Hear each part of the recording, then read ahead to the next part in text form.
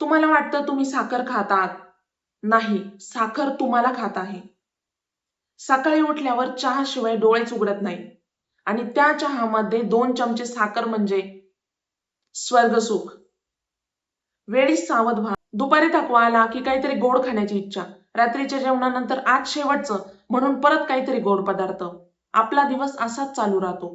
सकाळी साखरेचा चहा, मध्येच काहीतरी बिस्किट वगैरे, नंतर परत दुपारी गोड खाण्याची इच्छा, संध्याकाळी परत साखरेचा चहा आणि रात्रीच्या जेवणानंतर परत गोड पदार्थ. आणि आपण म्हणतो मी तर जास्त साखर खात नाही. मग काय होतं? वेट वाढतं, पोट कमी होत नाही, दिवसभर थकवा, सततची झोप, सततचा आळस आणि सर्वात महत्वाचं म्हणजे निस्तेज त्वचा. आणि आपण सतत कारण देत राहतो, माझी स्किनच खराब आहे, माझी बॉडीच अशी आहे की मी काहीही केलं तरी माझं वजनच कमी होत नाही.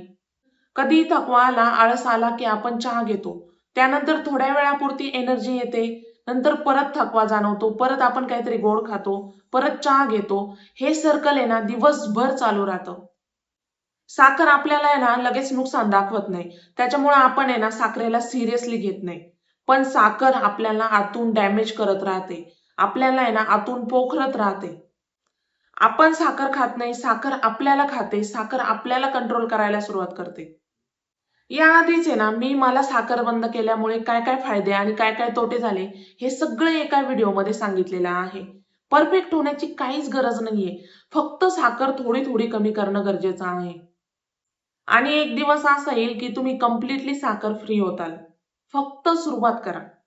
हा व्हिडिओ पाहूनही जर तुम्ही बदल केला नाही ना तर प्रॉब्लेम साखरेचा नाहीये. प्रॉब्लेम तुमचा आहे. प्रॉब्लेम तुमच्या सवयींचा आहे. आय होप तुम्हाला गांभीर्य कळालं असेल.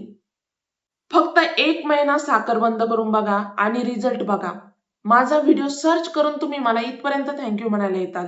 याची गॅरंटी मी देते. सध्या मी तुम्हाला म्हणते thank you so much for watching this video guys. Thank you so much.